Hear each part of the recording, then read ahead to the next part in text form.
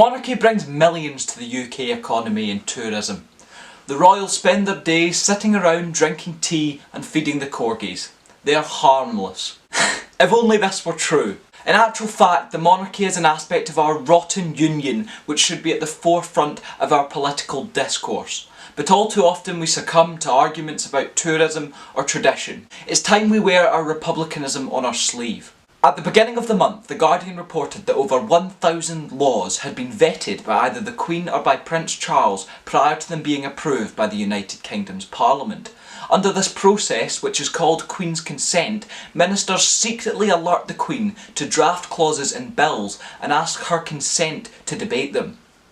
This places the monarchy at the heart of the legislative process in this country and not on the periphery in a symbolic capacity, as we were led to believe. Unbelievably, Prince Charles has even used the process to prevent his tenants in Cornwall from having the right to buy their own homes. The fact of the matter is this: the most important legislation of today, including the EU Withdrawal Agreement Bill, is being screened by one of Britain's richest families before it is being seen by the elected representatives of the British people. I would call this corruption, but such a word implies exploitation of the system.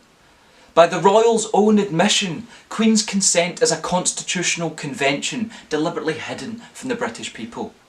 The fact that such a process is woven into the very fabric of our union sums up the United Kingdom's modern-day feudalism and the sorry charade that we call democracy. Far from being symbolic tea drinkers, Queen's Consent places the monarchy at the very heart of our legislative process.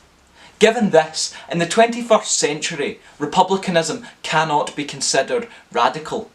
And in the event of a second referendum, we must present the opportunity to leave behind this antiquated institution as a central argument for independence.